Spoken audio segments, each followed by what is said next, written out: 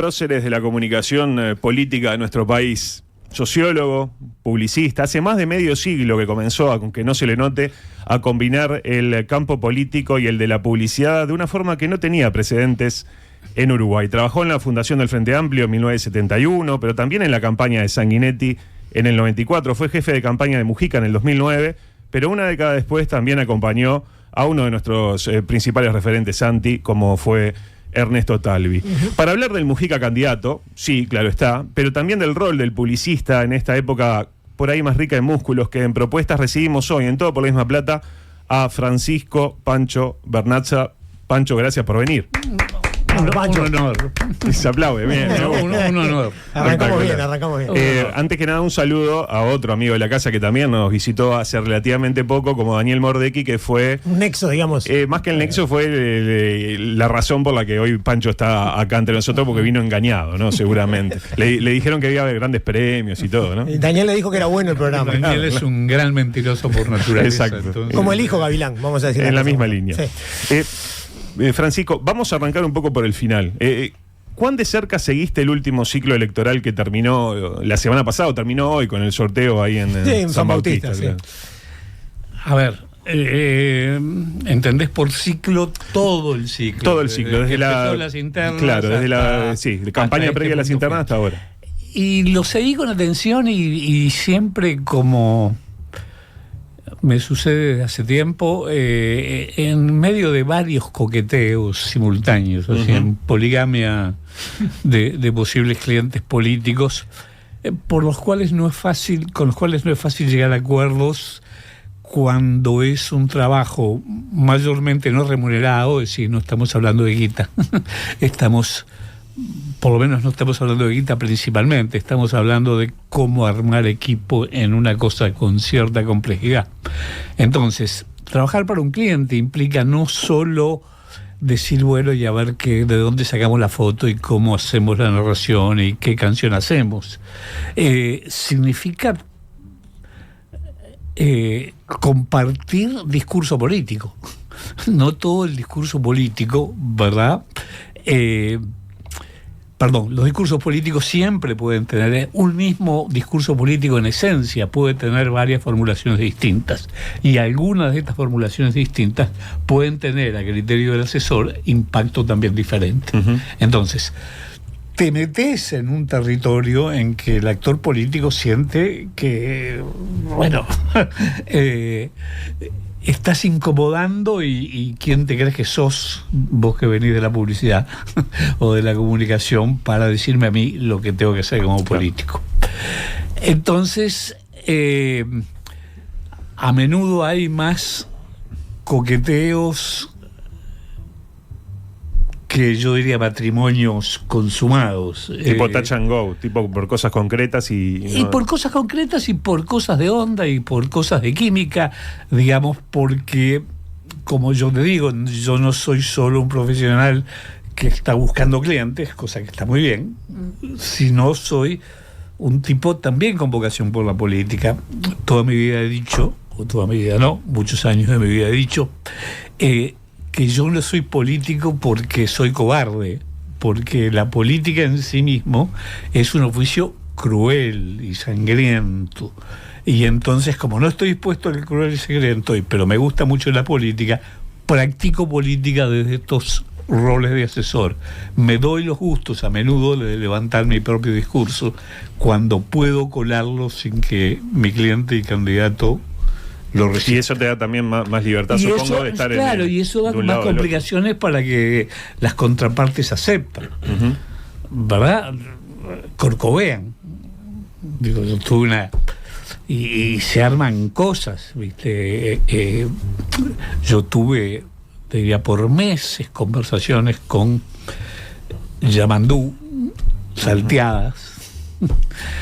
Yamandú tiene un entorno que tiene mucha herencia y que tiene mucha inercia, ¿verdad? Que Herencia también. Bueno, y Herencia también, y que lo ha acompañado en muchos procesos, a los que tampoco le hacía mucha gracia que yo me incorporara, y había ahí un largo proceso en que Yamandú me llamaba una semana, y te digo, te llama la semana siguiente, y no me llamaba nada, y entonces, bueno, terminé... Tenés como una relación, con un levante claro, ocasional. Pasamos, yo diría, 2 años antes de las elecciones, Yamandú alguna vez pasó por casa y conversamos de política. No estaba seguro que iba a ser candidato. Claro. No. Después surgió, se dio. Después, mirá, confidencias, primicias absolutas para este programa. Esto me gusta. Yo no agarré con Yamandú, entre otras cosas, porque Yamandú me dijo, te llamo pasado mañana, y no me llamó nada, te llamo la semana que viene, no me llamó nada, entonces tampoco estaba... digo, eso estaba obviamente con resistencias y con indecisiones. Y por otro lado, mi querido amigo Bressner, vos tenés a Daniel Mordecki, yo tengo a Bressner mi querido amigo Bressner. Cada uno tiene el referente que se merece, ¿no? Ahí está. Mi querido amigo Bressner me invita a trabajar para Vergara, mejor dicho, me invita a tener contactos, vueltas y así, y finalmente yo le di la palabra a Vergara en su época de candidato a la interna. Precandidato a la interna. Eso fue, yo tenía un error, ahora te cuento por qué, un error que tenía que ver también con un acto de vanidad. Este tipo va cuarto, ni se lo ve en la llegada, pero acá va a venir el Superman de la comunicación, los va a cachetear a todos. Y va a cachetear al que iba primero, que no me llamó. Va a cachetear a Yamandú y a quien viniera, porque la magia de Pancho estaba la ahí. magia de Pancho va a hipnoticar a los... Pero lo que digo, yo me río conmigo mismo con está estas bueno cosas. esa capacidad. No. Y además me doy cuenta de que sí, de que... Pero bueno, con Mario las cosas no funcionaron por miles de razones, entre otras, para poner otra, una claramente fuera de mí, para no cargar yo con toda la culpa, fue que déjame acordarme qué te iba a decir. De por qué no funcionó el tema con Mario, pero del lado de Mario, por lo que entiendo. Del lado de Mario. Es que al rato esa organización empezó a desfibrarse. Claro. ¿Viste? Teníamos reuniones y después los tipos de que estaban en la reunión no estaban porque ya no pertenecían al grupo, etcétera. Pero, primicia absoluta para este programa, aun cuando había empezado ese programa, esa campaña con Mario, esos contactos con Mario, ¿quién me llama? A ver si dice quién me llama. ¿De otra tienda? De otra tienda. De otras tiendas. De otras tiendas. Para mí un Ojeda, un Sanguinetti. No, me llamó el Pepe Mujica. De la misma tienda de otra. En persona, el Pepe diciendo, vamos arriba, mi asesor, que lo rompemos todos. A lo cual yo hablé con Pepe. Después hablé con otra gente del MPP que me buscó, Camilo, al que yo conocía. Un beso donde quiera que se encuentre, ¿no? Y yo de cornudo que soy nomás, le dije que no a Pepe. Porque estaba con Mario. Y estaba con Mario. Pero recién estábamos empezando. Yo podía haberle dicho perfectamente, Mario, lo siento mucho. Llamé a Brenner a decirle, estoy complicado. Me llamó Pepe. Y además, digo, sé que va primero. Vos vas. Era Pepe para corre en cuarto, vos vas quinto, ¿viste? Pero le di la palabra. Y entonces le dije que no, y le mandé unas líneas a Yamandú diciéndole que iba a ser un gran presidente conmigo lo más lejos posible, así que este episodio lo ayudaba. Y después Vergara se fue con el increíble. Sí, ahí empezó a negociar. Yo supe esta cosa de la intendencia bastante antes.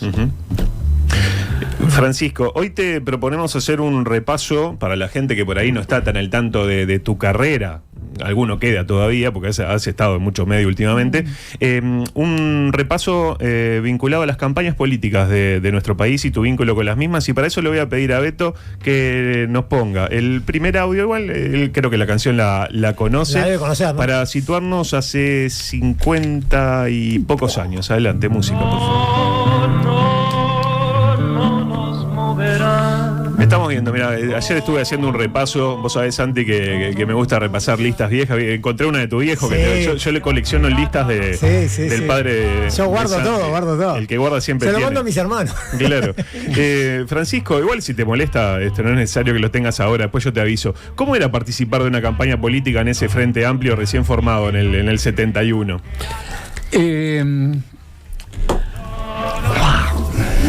Digo, había que haberlo vivido para saber lo que fue el 71, ¿no? Y lo que fueron los años premios. Yo soy miembro pleno de esa generación. Digo, por razones de edad, yo tenía 25 años, una cosa así. Y todo el proceso político previo, digamos, la legitimidad para el autoritarismo de Pacheco, pero sobre todo el desastre de la sociedad, ¿verdad? Uruguay venía 20 años acumulando quietud, sino retroceso económico. Ese fue un periodo en que Latinoamérica creció todos, ¿verdad? Los colombianos habían crecido 25, los chilenos 20. Uruguay había estado estático, 20 años sin crecer. Había un sistema político horrorosamente dedicado a morder el Estado en todas las direcciones había así por haber. Digo, si a nosotros hoy por hoy nos pueden escandalizar algunas ventajas que se sacan de aquí y de allá la clase política, en esa época multiplicada por 400. Y yo tenía, y ahí convergía un tercer factor. Entonces la sociedad estaba realmente, complicada, desencantada, con la clase política descalificada. Yo te diría, y ahí estamos metiéndonos en una zona de frontera muy complicada que tiene que ver con qué cosas llamó a los milicos y qué cosas no llamó a los milicos, ¿no? Pero bueno,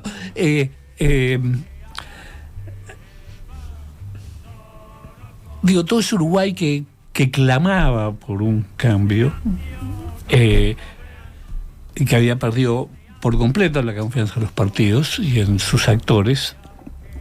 Les cuento mi manera de ver. Había un hartazgo y algo iba a pasar. Y pasaron 3 cosas que avanzaron sobre ese sistema establecido y que venía destrozando al Uruguay hace por lo menos 15 años, previos al 71. 3 cosas pasaron, 3 cosas atacaron a ese sistema. 1, los Tupac.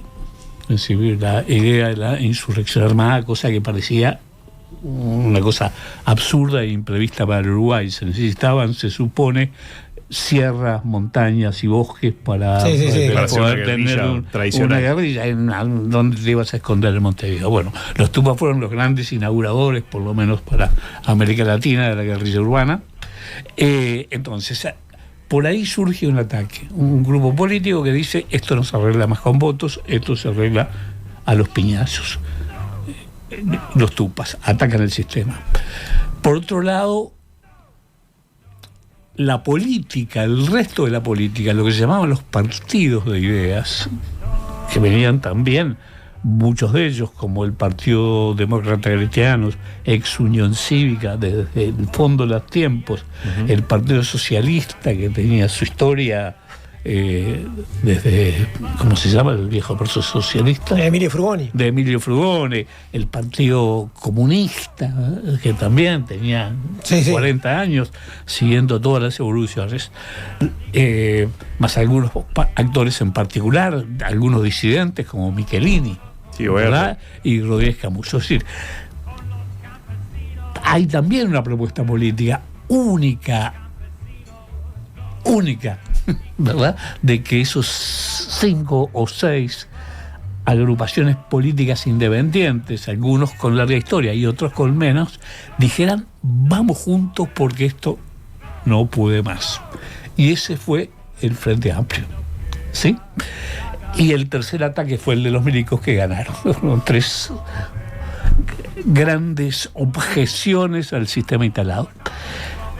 Yo, que no era ni tupa ni militar, estaba... Eras publicista ya, porque ya estabas trabajando en eso. Sí, ya estaba trabajando en publicidad. Bueno, había arrancado más o menos a la vez.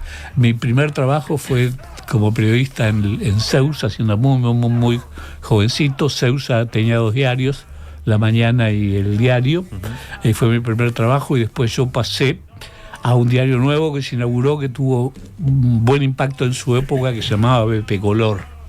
Fue el primer diario que editaba en color. Y ahí simultáneamente había empezado a trabajar en publicidad. En realidad yo mi boliche lo abrí en el 68, es decir, Era muy Claro. joven. En el momento que estaba explotando todo. A la vez.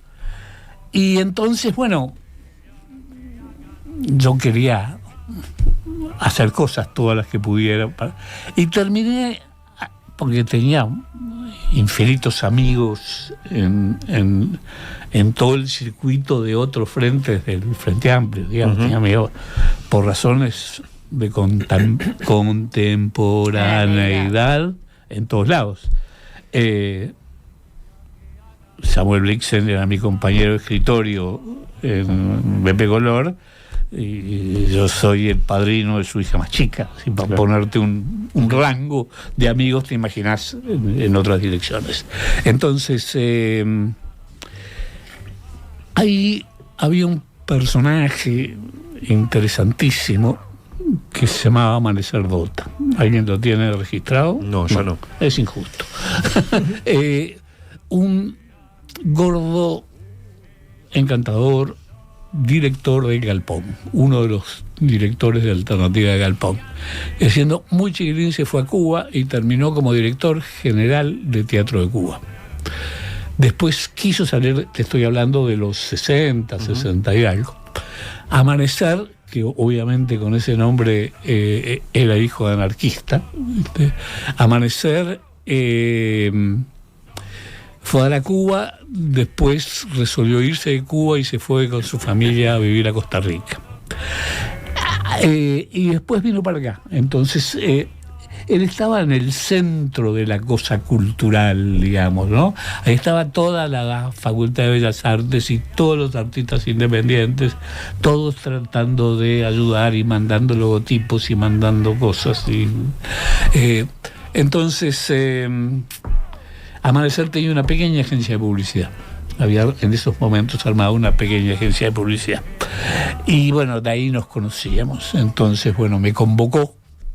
Y ahí yo terminé en una especie de mesa chica de armado de la publicidad. Pero vos en ese momento decías tenías 25 años, ¿no? Una cosa así. ¿Qué edad tenías? Y yo nací en el 46, saqué la cuenta. Sí, eras súper joven y tenías que estar en la mesa chica con referentes de la política. Como Scarroni, estaban también ahí Orstein, que no sé si lo recuerdan, lo ubico, un tipo un poco mayor. Estaba un señor que se llama Mario César, que tenía un programa de televisión muy exitoso. Y lo que pasa es que se supone que no había gente disponible en el mundo de la publicidad profesional para meterse en una cosa de esas. Y tu aporte puntual en la campaña de ese primer Frente Amplio, ¿vos ya ahí sentías ese deseo de ser político, pero al mismo tiempo de no querer también exponerte tanto y aportar desde lo que vos sabías hacer? De nuevo, perdona. Claro, si vos en ese primer, con todos los vínculos que tenías, ese fermental Frente Amplio que estaban haciendo, ¿también tuviste el impulso de ir para el lado político o dijiste, no, yo puedo aportar, pero desde lo que yo sé, desde la publicidad? Ni que hablar, es que yo te diría que el lado político típico, o lo que solemos entender por la actividad política, nunca se me pasó por la cabeza. Jamás se me pasó. ¿Tenías claro que no? No, formar parte, realmente, más en en una cierta clase de individualismo del que no estoy orgulloso, pero que es así, medio refractario a esos colectivos, a ser parte de esos colectivos. Entonces nunca se me pasó por la cabeza hacer política. Se me pasó por la cabeza ayudar, por supuesto, contribuir, en algún sentido, dicho muy suavecito, militar, pero no hacer política. Entonces, bueno, yo era un profesional y había tenido un enorme suerte en el arranque profesional en el año 68, que había sido muy celebrado, muy festejado. Entonces, bueno, no había muchos profesionales de la publicidad estrictamente disponibles para acompañar al frente. Y yo creo que mi tarea fue esa, ¿no? Sobre todo aportar cosas de metodología, de cómo se reflexiona y cómo se analizan las cosas desde un punto de vista ya marketinero. Claro. ¿No? En 1985, bueno, volvió la democracia. En el 89, estoy siguiendo con el repaso de la carrera. Vos corregime si ves algún error. Sí. Acompañás a Jorge Valle en la interna, que le gana a Tarigo en el 89, hasta que en 1994 llega, si quiere, tu primer gran estrella, tu primera gran elección ganada, y de la mano de esta música, Beto. Adelante. No, esa no es. ¿Ese es el 2? Bueno, le erramos. La de Mujeres de Arena, ¿será? Claro, era esa la que queríamos, pero no importa. Olvídate de la música, pero sí tenemos la foto. Vos llegaste por el lado de Batalla, la campaña del 94. Totalmente. Y contanos ese proceso que en la recta final pasaste a liderar la campaña de Sanguinetti. ¿Cómo fue eso? Y lo que pasó que, bueno, yo estaba trabajando, ¿se acuerda?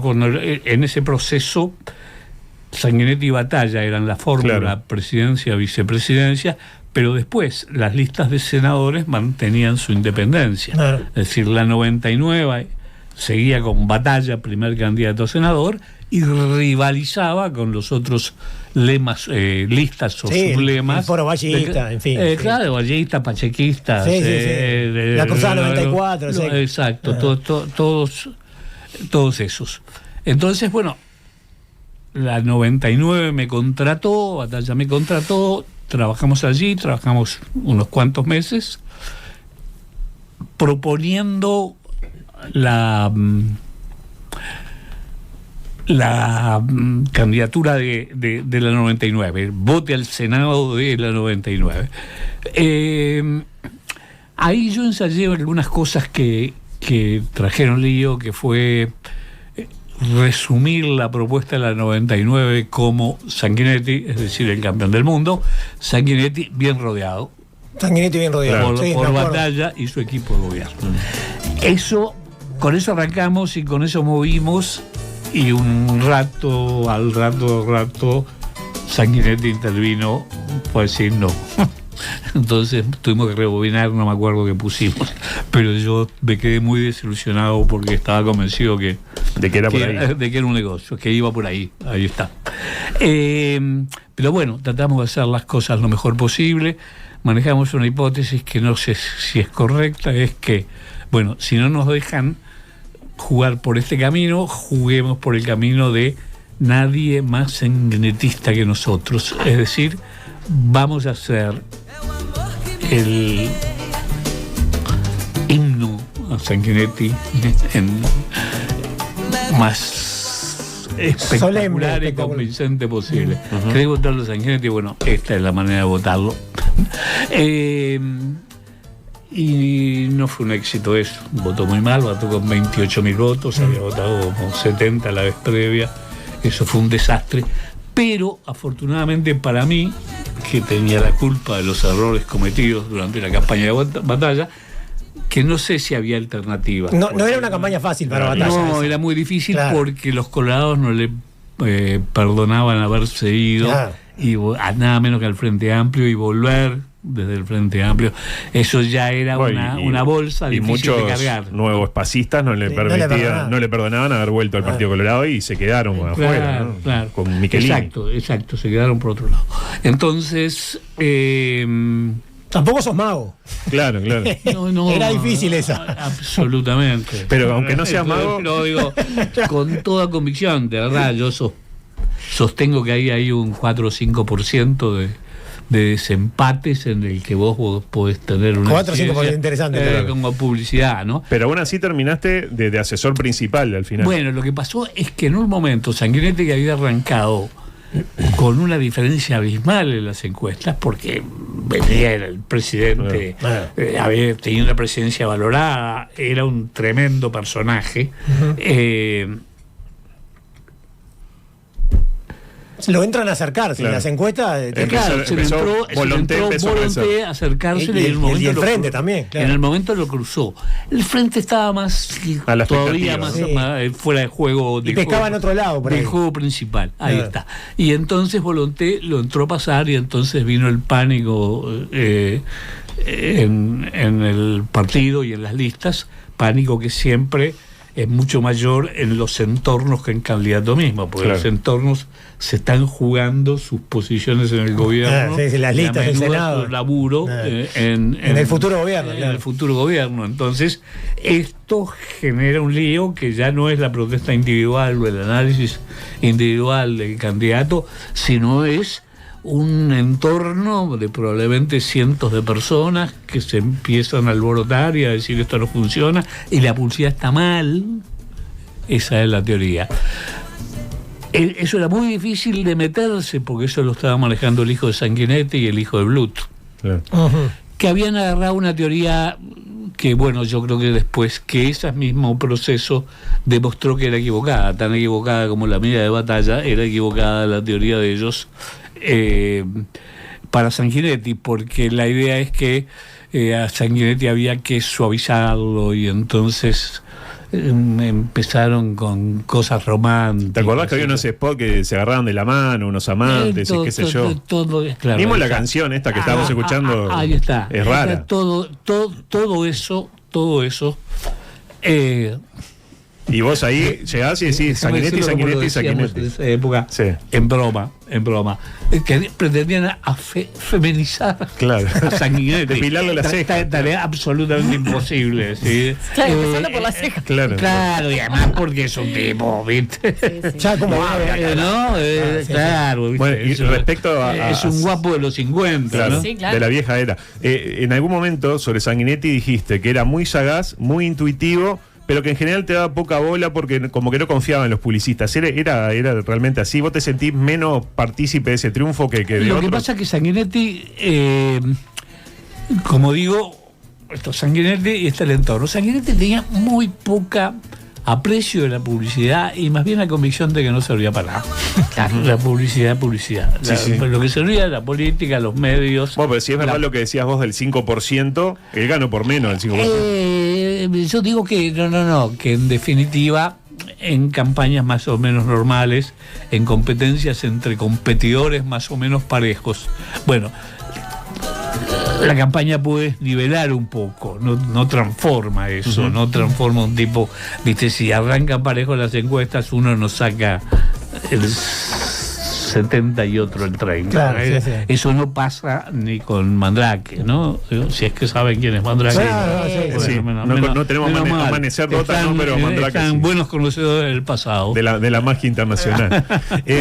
Tenemos que seguir avanzando porque tenés mucha carrera y el programa se nos acorta. 5 años más tarde cambiaste de partido y le pido a Anita la foto número 3, acompañaste a Rafael Michelini en aquella fórmula. Lo ayudé. Del último Nuevo Espacio. Le robamos a los españoles el puño flor. Ahí va. ¿Lo tenés?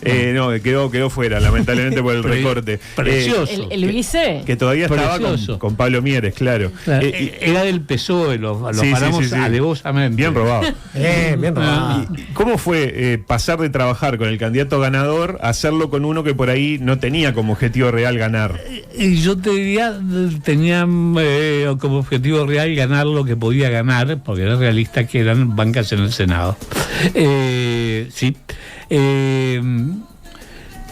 Y bueno, digo, uno va haciendo amistades en esa época. Digo, yo había conocido a Rafael más cuando estaba con Batalla, Claro. ¿verdad? Y bueno, además era un Michelini y un tipo joven. Y lo que tienen esas cosas es desde mi punto de vista profesional, el desafío. Digo, son cosas que raramente vos tenés rara vez oportunidad en la publicidad de más o menos medirte rápidamente contra los resultados.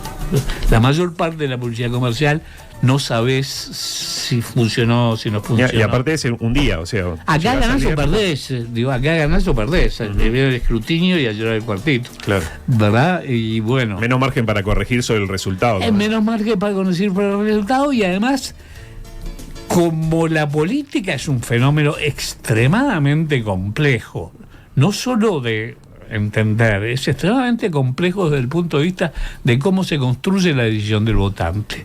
Entonces, la probabilidad de acertar, yo diría, es relativamente baja. Claro. Digo, más bien hay que arrancar con mucho cautela subiendo sobre el que está. Entonces, para mí lo de Michelini era, aparte de que tenía una cosa afectiva para mí, era un precioso desafío. Bueno, y hablando de preciosos desafíos, en 2004 el Nuevo Espacio se parte, porque ingresa al Frente Amplio, pero una parte se queda fuera del mismo, se forma el Partido Independiente con Pablo Mieres. ¿Y es cierto que le diseñaste el primer logo del Partido Independiente, o también lo robamos de otro lado? No, eso lo logramos, lo hicimos nosotros, incluso... Ahí tenemos la primera lista de... Venciendo Resistencia. Un Pablo fantástico. Vendiendo la Resistencia. Ese no era el logo del PI, ¿no? Yo no sé. Pero esa es la lista, sí, esa es la lista. Pero esa, no... pues, digamos, porque también, digamos, tuvimos peleas por el amarillo, por todo ese tipo no te peleabas de por todo. que sí, digo, después nos afanamos una versión, nos afanamos en el sentido que reutilizamos un homenaje a No nos moverán, claro, sí. que era una canción emblemática del 71, claro, y que era una onda de reivindicación, ¿no? Digo, de una cierta pureza de viejos valores, digamos, de volver a la esencia de Sanguinetti. Acá el tipo portador de los valores soy yo, Rafael Michelini, con mi lista y mi proyecto. Y después Pablito, lo mismo. Con Pablito lo mismo. Cuando Rafael resuelve volver, es decir, a la casa grande y calentita del Frente Amplio, con la nueva mayoría, ahí está, el que sigue en la brecha, defendiendo la necesidad de los independientes, fue Pablo, y allí fui yo. 5 años más tarde, en 2009, volviste a asesorar a un candidato del Frente Amplio. ¡Qué desafío ese! En una fórmula que se presentaba musicalmente, Beto, de la siguiente manera. Ahora sí. ¿Cuál de ellas es? Y ahora pasamos al meollo. Todo esto era para llegar a esta parte, Pancho. Y para no hacerte decir otra vez lo mismo, vamos a ver un video que traje un pequeño, o no tan pequeño, video extraído del gran programa de crónica de campañas de TV Ciudad. Claro, sí. Que incluye, dentro de ese testimonio tuyo, Pancho, que ya te sabrás de memoria, incluye mi imagen favorita de Mujica, que es la del Pepe Mujica tomando agua de un balde. Y después con esa misma agua bañándose. Sí. Es un poco largo el video, pero no me canso de verlo, así que le voy a pedir a Anita y a Beto que lo pongan sincronizadamente para ver y escuchar qué decías vos hace 5 años y fracción. Con Pepe el esquema fue muy sencillo, y yo te diría, básicamente se explicaba en una metáfora que él entendió perfectamente, que es: tenés todos los votos de la Colombe, un poco de los votos de la Amsterdam si la habilitan, a la América miles por Ahora, en este país nadie es presidente si en la Olímpica, y vos en la Olímpica va muy mal. Las clases medias tenés que hacer mucho mérito, quizás tener una oportunidad de reconsiderarte. Pero entonces hay que trabajar sobre la Olímpica y hay que corregir 3 cosas que son muy claras. Para mucha gente allí, vos sos completamente o probablemente impresentable, absolutamente presentable en el sentido visual del término. La gente puede tener pánico de que su presidente sea el personaje con tu pinta. Sos sospechoso de imprevisible, que hoy inventas una, mañana inventas otra, andás a ver cuál puedes inventar, y la gente no quiere vivir la aventura diaria de ¿verdad? Saber cómo amaneciste. Y tercero, sos sospechoso de extremista. Pues, te tupa, estuviste en la pesada, estás en el MVP, de vez en cuando recitas el catecismo entero del tercermundismo. Entonces, el laburo es para corregir estas cosas, para decirle a la gente, que la gente cuando terminemos el laburo diga qué equivocado que estaba. Pepe no es ni presentable, ni ¿cómo era? Ni impresentable, ni impredecible, ni extremista. Y eso no se hace diciendo Pepe no es extremista, ni nada, sino se hace con voz, con cara de socialdemócrata, prolijo, limpio y con una visión estructurada de la realidad. Pepe no era así, Pepe no se había puesto una campera como la gente en su vida. Digo, y la foto que iban a buscarle Pepe era un Pepe zaparrastroso, sin dientes, que era la manera en que aparecía porque no se ponía las prótesis, y así salían en televisión. Entonces, digo, hoy parece difícil ver cuál era, creer que el punto de arranque era de tan atrás. ¿Pensás, Pancho, que esa transformación del Pepe en alguien votable para las clases medias fue como tu mayor desafío o mayor logro como publicista a la vista de los resultados? Sí, el mayor y el único. Porque ¿cómo? Porque por esa misma yo te diría hipótesis de que la campaña era él, a favor y en contra. Pepe era un tipo con un enorme magnetismo sobre los micrófonos y sobre las cámaras, y durante todo su proceso, siendo el atorrante que era a la vista, digamos, siendo el personaje que era a la vista,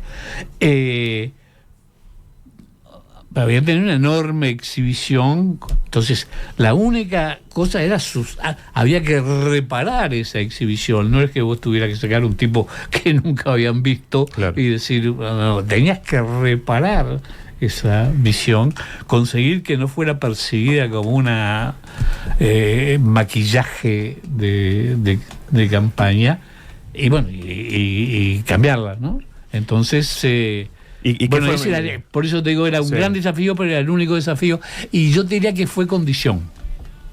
Si no, no agarro. Claro. Si no, no agarro. Claro. Si Pepe no va a reportar a la dirección de la campaña, no agarro simplemente. Estuve a punto de irme una vez. Estuve a punto de irme una vez. Pero un hecho porque puntual, de vez en cuando se relajaba. Digo, una nota en Telemundo era, ¿no? No, casi me voy, no me acuerdo bien por qué, porque se sucedían cosas. Digamos, yo que se había empezado la campaña y los medios le hacían seguimiento a los actos, y entonces en los actos decía cualquier cosa distinta a la que decíamos. Entonces, en un determinado momento, al principio de la campaña, cuando eso estaba ahí medio indeciso, yo dije, bueno, quiero hablar con Pepe, pues me acuerdo que le dije literalmente, Pepe, esto es un circo de 3 pistas. Donde acá, viste, estamos nosotros haciendo unas cosas en la pista allá atrás, y acá hay otros que también hacen y levantan un cartel. Y en el medio de la pista del circo estás haciendo vos todo lo que quieras. Entonces, no. Y retomando lo que decías en el video, ¿qué fue más difícil de cambiar? ¿El tema estético, la desprolijidad visual, estética de Pepe, o su condición de tupamaro imprevisible, digamos? Es que no era cosa de cambiar a Pepe, sino de hacer expresivas cosas que Pepe ya contenía. Había una cosa muy, claro, fácil de entender que había que cambiar, y que era la apariencia, y eso lo resolvimos en algunas conversaciones que terminaron como la frase de Pepe, después de defenderse y decir que él no quería engañar a nadie ni ser distinto, después de defenderse de la insistencia, entendió, y eso es lo que ayudó todo, porque Pedro es un tipo muy inteligente, y dijo lo que para mí fue la frase que me dio tranquilidad, que me dijo, bueno, esto no es cuestión de principio. Si no es cuestión de principio, vamos para lo de mutuo. Y vamos a... eso fue todo, fue la discusión de ponerse un saco viejo que él tenía para el... acto que se llamó con los intelectuales en el Palacio Legislativo, que fue en la interna. Ahí Pepe por primera vez se puso un saco, cosa que generó notas en todos los lados, sabidos y por haber, aunque fuera un saco medio desarreglado, y por primera vez leyó, que fue otra, yo tenía discusión, a esa altura las venía ganando yo, digo, otra discusión que es, ¿quién dijo que te desvalorizás por leer? ¿Quién dijo que un dirigente político al que voto tiene que ser un orador a la antigua? Yo decía en broma que si yo fuera un interlocutor de Sanguinetti, le hubiera dicho, vos improvisás en todos lados, improvisás en la Asamblea General, cuando asumí como presidente, improvisás en las asambleas de las Naciones Unidas, estás loco.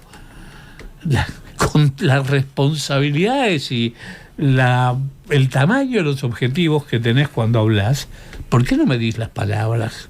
¿Qué hay de vergonzoso en tener las palabras medidas? Podés hacer el espectáculo, decía, anda al circo si querés hacer el espectáculo. Esas eran mis conversaciones en el aire conmigo mismo, claro, de cómo lo diría, ¿viste? Cuando uno dice... Sí, va ensayando. Y entonces le voy a decir, se lo voy a decir todo. Y cuando llegaba no le decías nada. Y si no le gusta me voy. No, pero claro, le decía, me voy, ya. Entonces, bueno, eso con Pepe. Entonces, Pepe va porque entiende, básicamente porque entiende, digamos, porque esto es simplemente un modelo teórico, ¿verdad? Como entiende, hace. Y así fuimos etapas sobre etapas. Hay una etapa de vos mencionaste al pasar el tema de la interna. Le traje otro video de una nota por ahí no tan recordada, no tan conocida, de Mujica, previo a la interna. Todavía les propongo verlo y escucharlo a partir de ese momento, porque hace alguna mención indirecta, si se quiere, a tu trabajo. Adelante. ¿Ya tiene un equipo pensado, senador, de cara a lo que va a venir? ¿Un equipo en materia económica, en materia ganadera? ¿Está trabajando en eso? Tengo algunas ideas generales, pero no hay que poner la carreta delante de los bueyes. Primero hay una interna, después veremos. Ahora, Astori ya le puso nombre a su campaña interna, le puso el cambio seguro. ¿Usted ya tiene algún nombre para su programa, para su campaña? Las campañas no se hacen con nomenclatura, yo no me voy a preocupar de ponerle un nombre. ¿Cómo fue ese proceso de ir contra una Astori que aparte había arrancado arriba en las encuestas? ¿Fue más complicado ganarle a Astori y ganarle a la Calle después? Yo diría que para mí sí, digo, porque bueno, había todas las dificultades de comenzar. El arranque siempre consume más energía que la carrera, ¿no? Básicamente por eso. Primero que nada, yo estoy de acuerdo con Pepe, en las campañas el nombre poco y nada. Absolutamente poco y nada. Digo, todas esas cosas rápidamente se transforman en vacío de sentido. Entonces los tipos arman y la cosa y buscan una palabra y una sílaba para el nombre y después para el tipo eso es un nombre. Está vacío de contenido de sus palabras, ¿no? Entonces estoy de acuerdo con Pepe que no importaba para nada. Y no sé qué más. No, te quería preguntar, vos más de una vez dijiste que no siempre votás al candidato que asesorás, porque una cosa es ponerte la camiseta del candidato, estoy intentando citar textualmente, y otra es votarlo. Pero a la hora de la elección, ¿qué prima ahí, el profesional o el votante? Es decir, si gana el candidato que votaste, pero no gana el que asesoraste, ¿dentro lo sentís como un fracaso o viceversa? Si gana el que asesoraste y no el que votaste, ¿lo sentís como un éxito? ¿Te pasó? Yo diría que hay un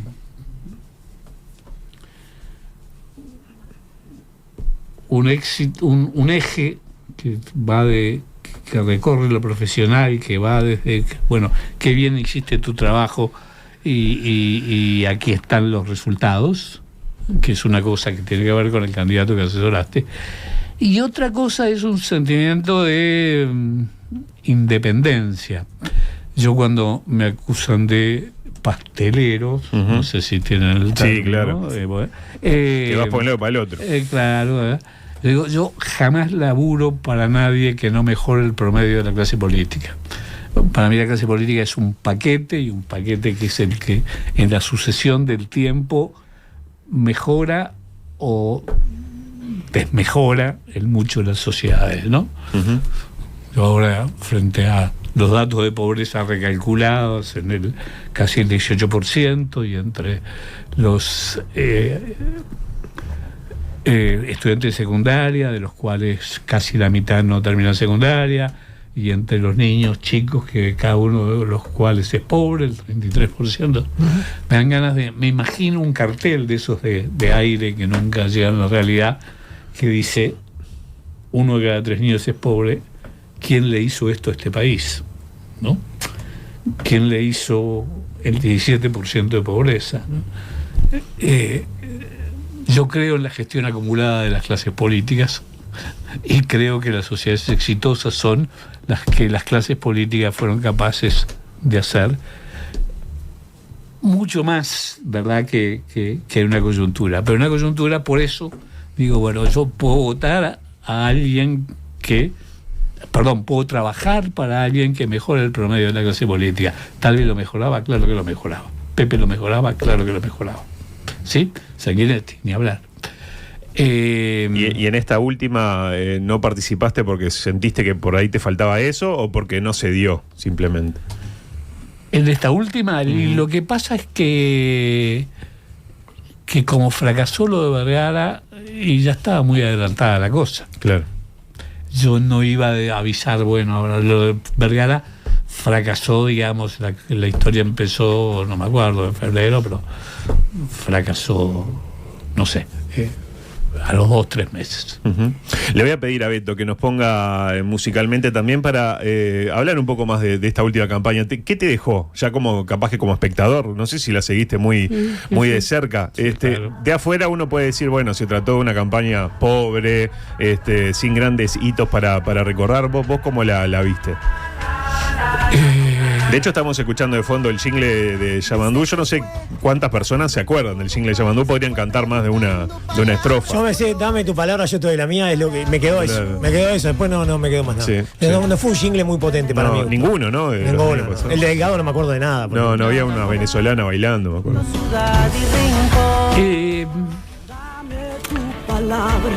Yo diría que, y creo que eso estuvo en una entrevista que me hizo El País. Yo creo que más allá de las piezas, vos podés tratar de caracterizar, yo diría, lo que queda en el colador, ¿sí? Uh-huh. Después que pasa y el agua se va por el colador, y que los sólidos que quedan allí, entender eso, y no el vaso lleno, ¿no? ¿Y qué quedó ahí? Y entonces, cuando vos mirás lo que sobrevive al colador, encontrás cosas como diferencias importantes, y que yo creo que, bueno, cada campaña trató de seguir, y de hecho siguió con más o mejor o peor suerte, con mejor o peor suerte, digamos, en lo expresivo, en lo formal. Pero para mí lo central es que el Frente Amplio, como yo dije en ese reportaje, toda la publicidad es cantarse a sí mismo. Que el orgullo de ser Frente Amplista, dame otro de los eslóganes, toda la campaña, todas las piezas están construidas alrededor de esa cosa gregaria, somos, ¿verdad? Es colectivo, y además habla colectivo, ¿no? Habla el colectivo por el colectivo mismo. No te pongo un argumento arriba de la mesa. Vos sabés lo que es el Frente Amplio, de alguna manera. No tengo una comunicación que intente decirte cosas de contenido. Lo que te digo constantemente y de todas las maneras de decir por haber es: somos el Frente Amplio. Vení, compartir el orgullo de ser Frente Amplista. Eso es el lado del frente. Del lado delgado, toda la comunicación de los blancos está al final lo que queda es, nosotros somos competentes, el intento, nosotros somos competentes para gobernar el Estado. ¿Sí? Como así como habían ganado diciendo estos son incompetentes, nosotros somos competentes. Mirá. Y somos la continuidad somos la de continuidad Luis. de un gobierno competente, y somos competentes, y mirá las obras, mirá los puentes, mirá las cosas, mirá ese clima. ¿Sí? Claro, como diciendo, ahora que me diste la oportunidad te voy a mostrar todo lo que hicimos, decime la dame vuelta. Claro, por eso. Porque lo que yo te propongo es votar a un competente. Claro. Este me propone votar, yo diría, una mística. Y el Partido Colorado, mira mis músculos. Y el Partido Colorado, el mensaje implícito es: no te calientes con la campaña, no es para tanto, ¿viste? Hoy levanté 40, mañana voy por 50. ¿Viste? Un tipo joven, pintún, no te preocupes, no te calientes. Esos fueron los 3 mensajes básicos de ¿Y por qué ganó ese mensaje de mística frente amplista? Y porque existe la mística frente amplista, y no existe casi otra mística. La mística blanca se extinguió. También dije en el reportaje, Aparicio ni apareció en esta campaña, ¿no? Y sin el Pepe decís que esa mística se va a lograr sostener en el tiempo, porque él era un poco también el que la bancaba en buena medida, ¿no? En la política nada se sostiene en el tiempo, ¿no? Sube y baja. Hay momentos, solo en grandes momentos de crisis se producen grandes transformaciones. También el Frente gana, ¿verdad? Enseguida de la crisis del 2001, del 2012, la primera elección, es decir, las grandes crisis son las que pueden sacudir el sistema político. Sí, como lo que pasó con el Partido Colorado, que a partir de ahí... Claro, liquidó al Partido Colorado. Claro. Liquidó al Partido Eso fue un Colorado. cambio drástico, ¿no? Claro, absolutamente drástico. También, en mi punto de vista, el Frente es el Partido Colorado. Vamos a ver si le va mejor, ¿verdad? Ojalá. Si le va mejor es una manera de decirlo. Si hace las cosas mejor, parecería que sí, porque hay cosas que ya no se discuten, como decía el otro día muy bien un artículo de La Diaria a propósito de la macroeconomía, las reglas generales de funcionamiento social y eso. Digo, las utopías fueron a dar al placar y se cerraron las puertas. Se quedaron en el 71. Sí. Y se quedaron, sí, yo digo, duraron bastante más y todavía duran, ¿verdad? Pero esa idea de seamos realistas, yo suelo decir livianamente, pero estoy seguro que la documentación me respaldaría, es que las cosas que hizo desde el punto de vista del estatismo el Partido Colorado de los previo a la dictadura son 10 veces más estatistas de las que ha hecho el Frente Amplio y de las que sostiene en su discurso el Frente Amplio. Si el Frente Amplio hubiera decretado el monopolio del abastecimiento de la carne de Montevideo en el frigorífico nacional creado por el Estado, no sé si han oído de eso. Sí.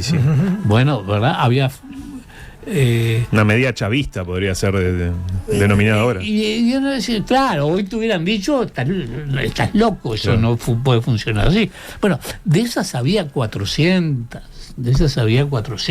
¿viste? De hiperregulaciones.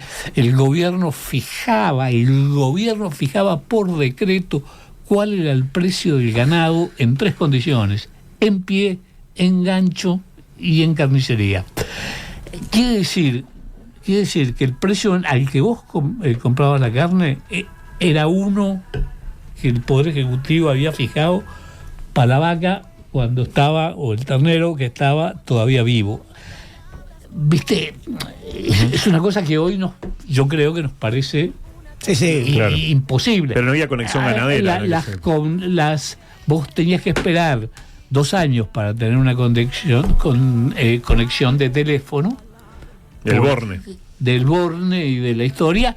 Y bueno, porque UTE era deficitaria, porque UTE ponía las tarifas políticas, ¿verdad? Para que la gente estuviera contenta, así como el frigorífico ponía la carne para que estuvieras contento, y así sucesivamente. Hasta que dejabas de estar contento.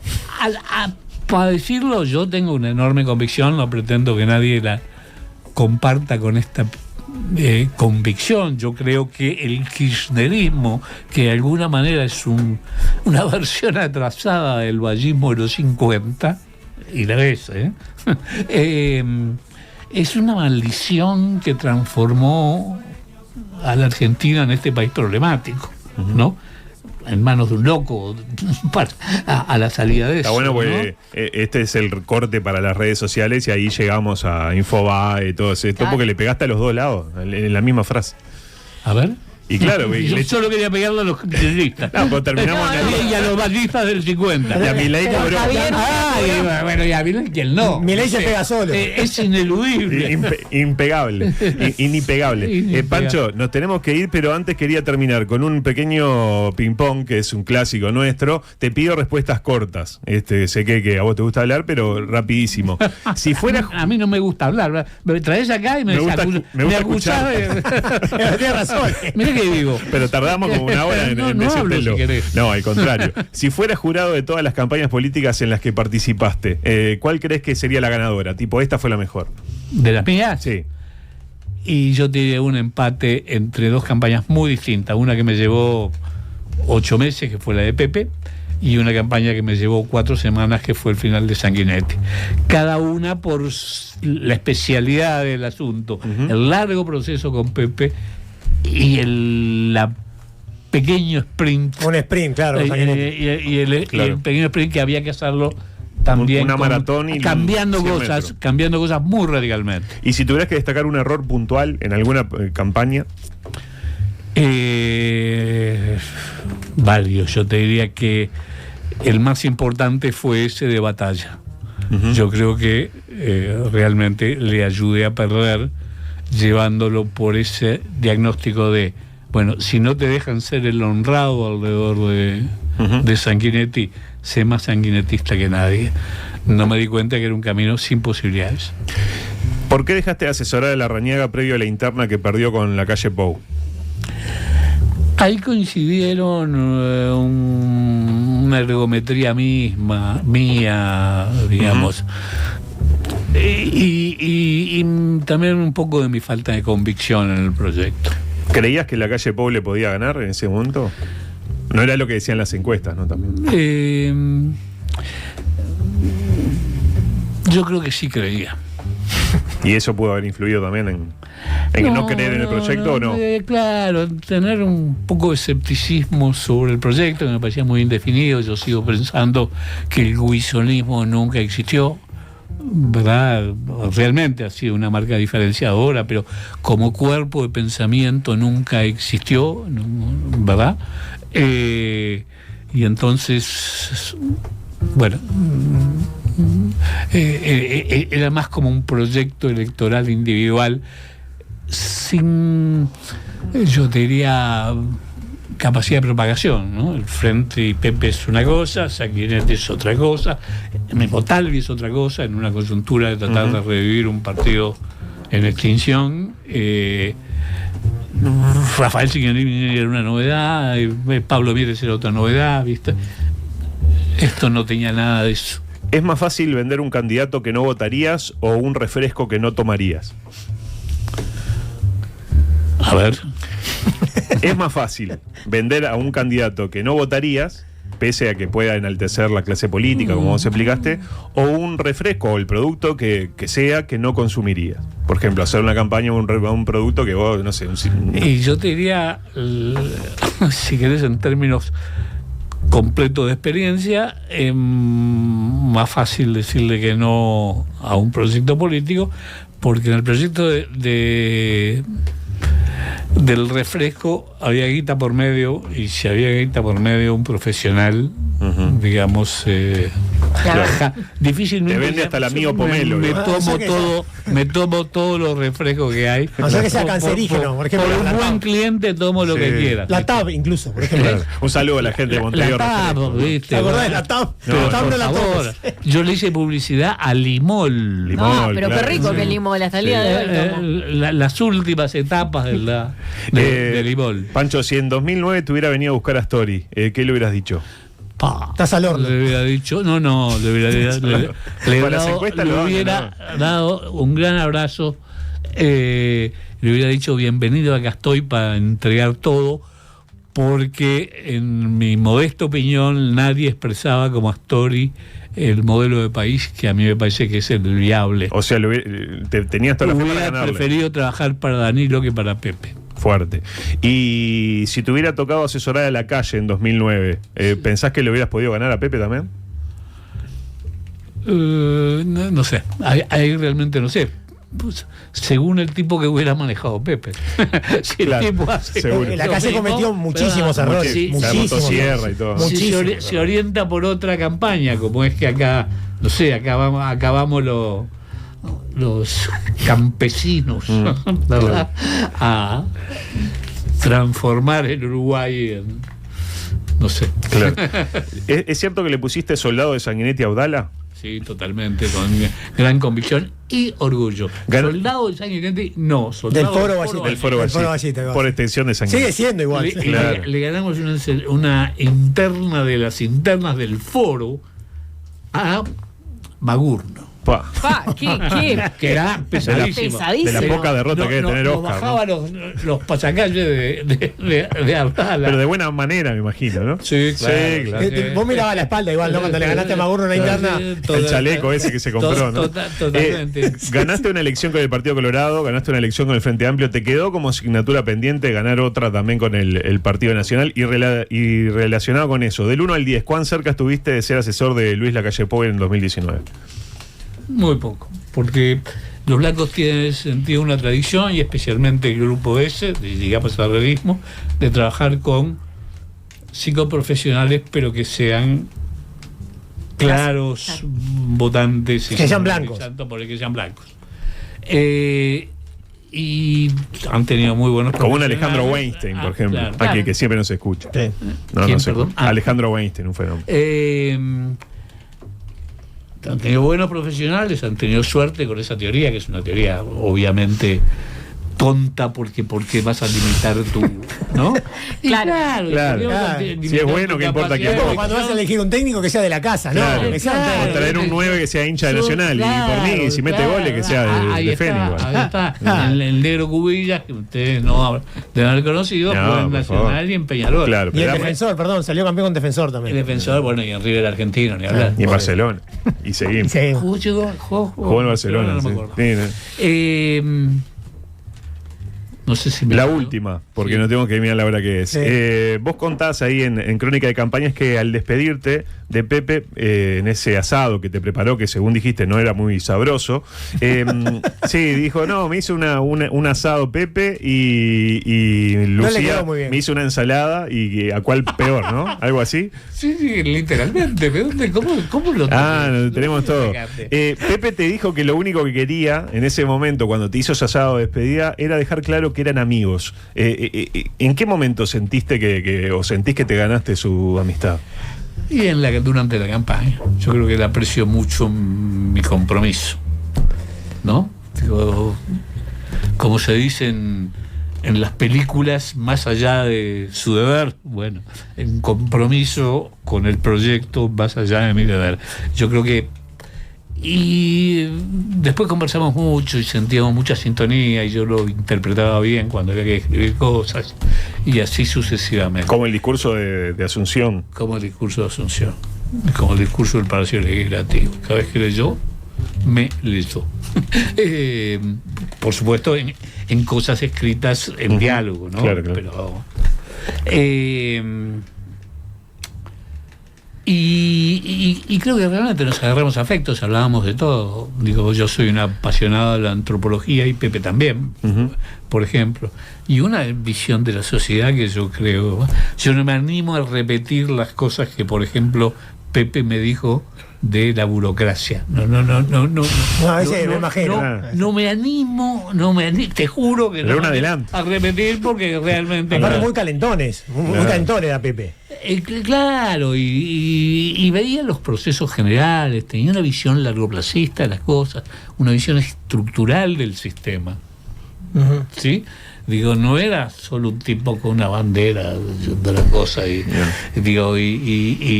protegiendo si era posible a los pobres. Era un tipo con una cabeza capaz de entender cómo es el mundo. Yo creo que, por eso digo eso, cosa de la antropología, ¿no? Que es, decía, pensarte como un bicho muy desarrollado, pero bueno, la naturaleza tiene sus reglas. Francisco, lamentablemente lo tenemos que dejar acá porque hace una hora y pico. La verdad que la pasamos muy bien. Gracias. Esperamos que hayas pasado un lindo momento. He pasado perfecto. ¿Puedo terminar con una provocación? Ay, me encantaría. Nos encanta, nos Me encanta. encantaría. La primera campaña que iba a hacer para los blancos va a ser la próxima y vamos a ganar. Y ya sabemos con quién. No, claro. Ya sabemos con quién. Me encantó. Les dolió, No festejes. les dolió. Beto, no. Mirá, viene ahí. Tenemos un espía acá. La quinta columna. Viene ahí. La guerra por el pluralismo va a ser eso.